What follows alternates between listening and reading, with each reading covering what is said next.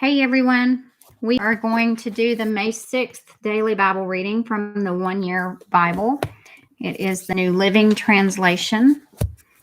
We will be finishing up the book of Ruth today. We'll start in Ruth chapter 2, verse 1 and go through chapter 4, verse 22, which finishes that up. And then we'll be in John chapter 4, verses 43 through 54. And then we'll be in Psalm 105, verses 16 through 36, and then finish up today with Proverbs 14, 26, and 27. So now there was a wealthy and influential man in Bethlehem named Boaz, who was a relative of Naomi's husband, Elimelech.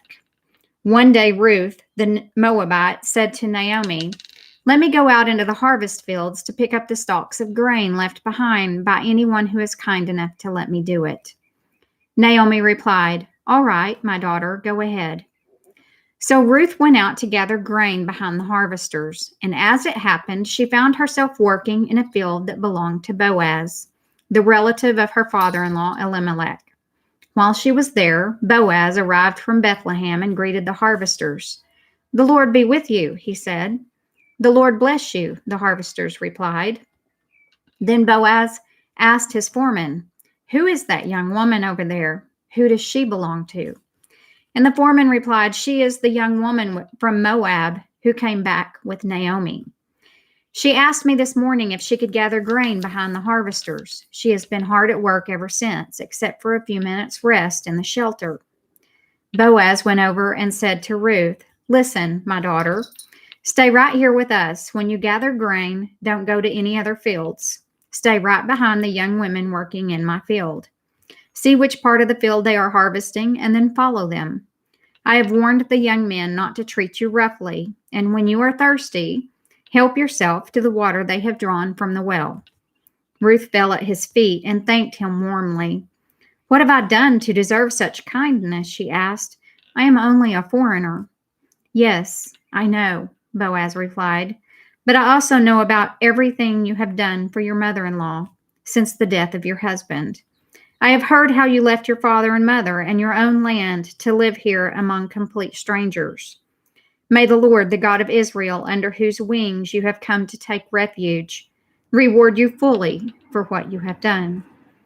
"I hope I continue to please you, sir," she replied. "You have comforted me by speaking so kindly to me, even though I am not one of your workers." At mealtime, Boaz called to her, "Come over here and help yourself to some food. You can dip your bread in the sour wine." So she sat with his harvesters, and Boaz gave her some roasted grain to eat. She ate all she wanted and still had some left over. When Ruth went back to work again, Boaz ordered his young men, "Let her gather grain right among the sheaves without stopping her, and pull out some heads of barley from the bundles and drop them on purpose for her. Let her pick them up, and don't give her a hard time." So Ruth gathered barley there all day, and when she beat out the grain that evening, it filled an entire basket. She carried it back into town and showed it to her mother-in-law. Ruth also gave her the roasted grain that was left over from her meal. "Where did you gather all this grain today?" Naomi asked. "Where did you work? May the Lord bless the one who helped you." Listen to our words. Aren't they beautiful? They're beautiful words of kindness. Jesus told us to do unto others as you would have others to do unto you. And the kindness flowing through this book of the Bible is absolutely awesome, and the goodness that is rewarded for the kindness given. So Ruth told her mother-in-law about the man in whose field she had worked. She said, "The man I worked with today is named Boaz." "May the Lord bless him," Naomi told her daughter-in-law. "He is showing his kindness to us as well as to your dead husband. That man is one of our closest relatives, one of our family redeemers." Then Ruth said, "What's more, Boaz even told me to come back and stay with his harvesters until the entire harvest is completed." "Good," Naomi exclaimed. "Do as he said, my daughter. Stay with his young women right through the whole harvest. You might be harassed in other fields, but you'll be safe with him." So Ruth worked alongside the women in Boaz's fields and gathered grain with them until the end of the barley harvest. Then she continued working with them through the wheat harvest in early summer. And all the while she lived with her mother-in-law. One day, Naomi said to Ruth, "My daughter, it's time that I found a permanent home for you, so that you will be provided for. Boaz is a close relative of ours, and he's been very kind by letting you gather grain with his young women. Tonight he will be winnowing barley at the threshing floor. Now do as I tell you. Take a bath and put on perfume and dress in your nicest clothes.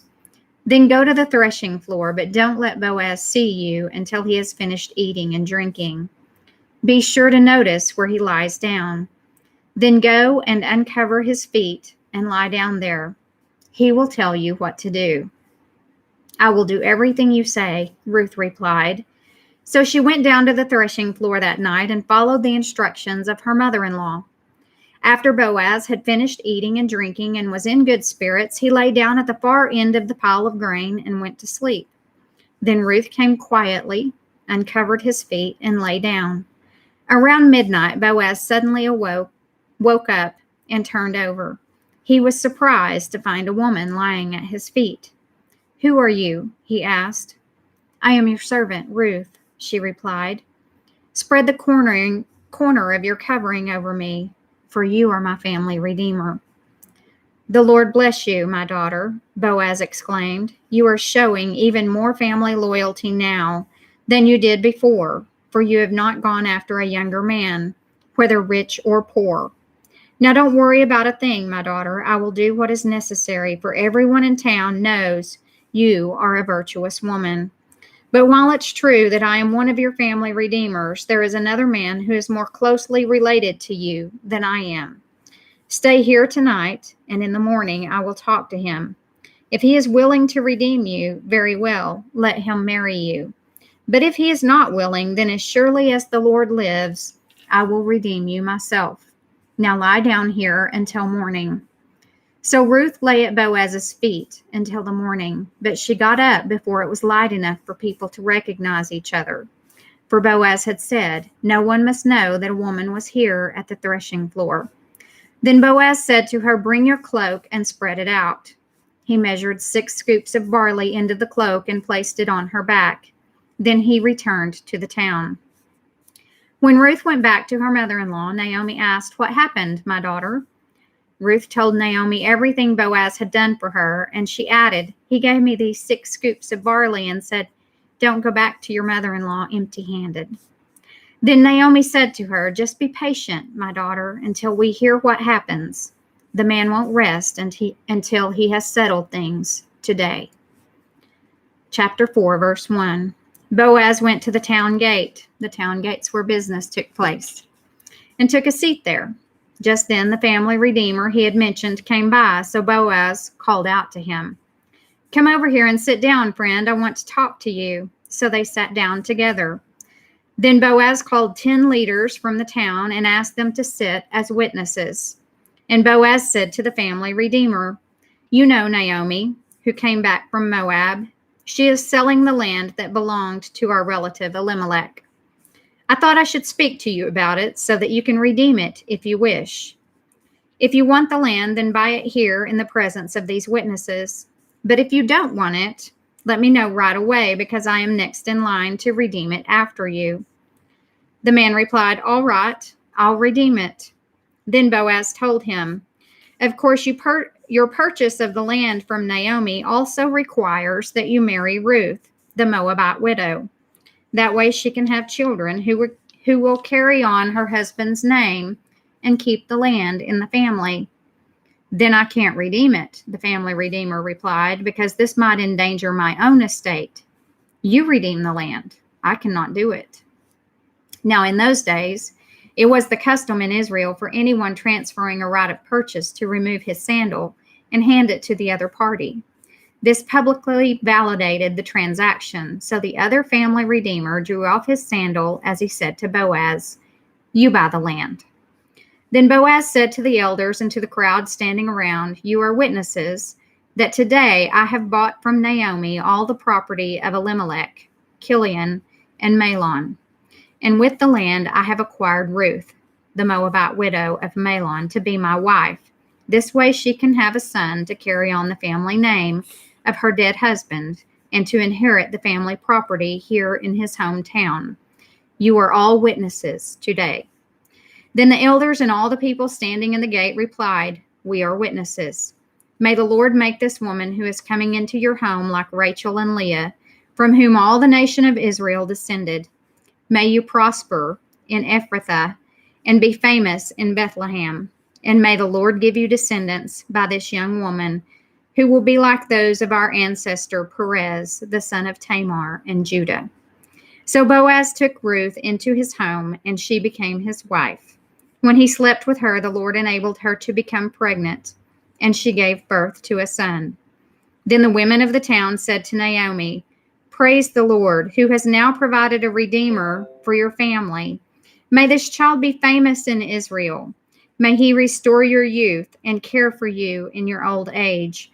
For he is the son of your daughter-in-law, who loves you and has been better to you than 7 sons."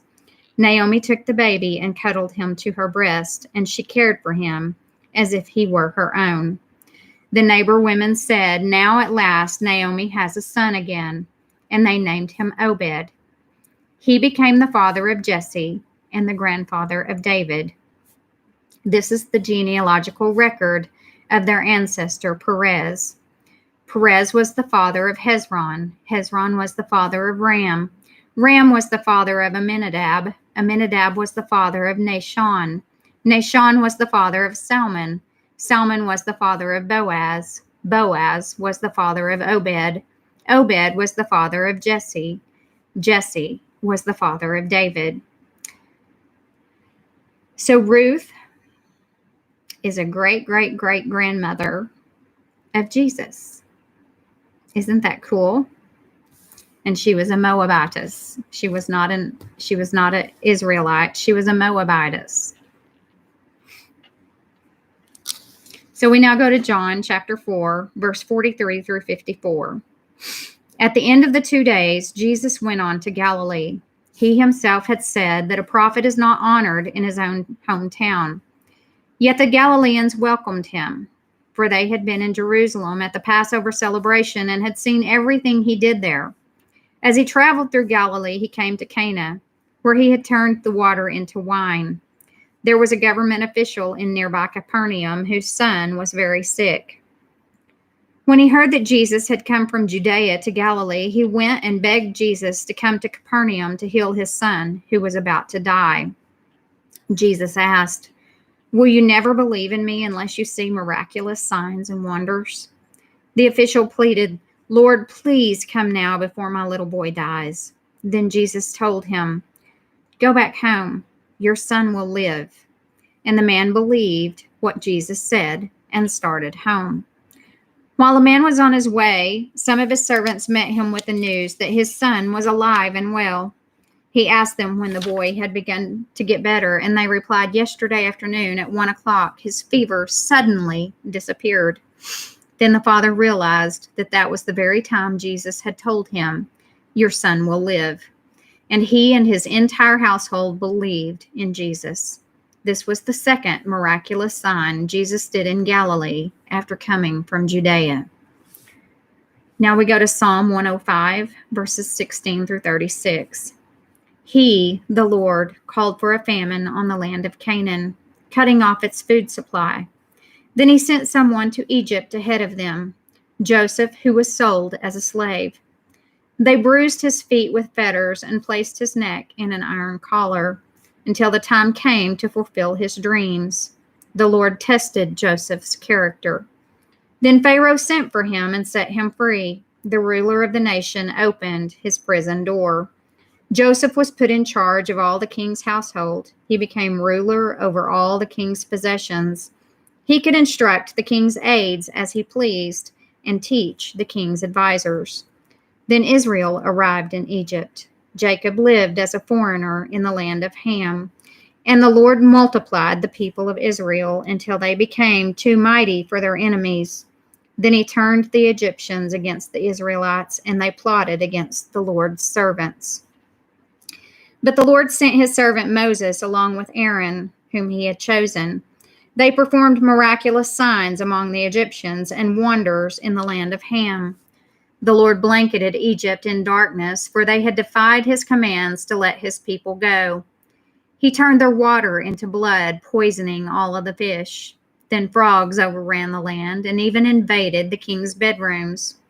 When the Lord spoke, flies descended on the Egyptians and gnats swarmed across Egypt. He sent them hail instead of rain, and lightning flashed over the land. He ruined their grapevines and fig trees and shattered all the trees.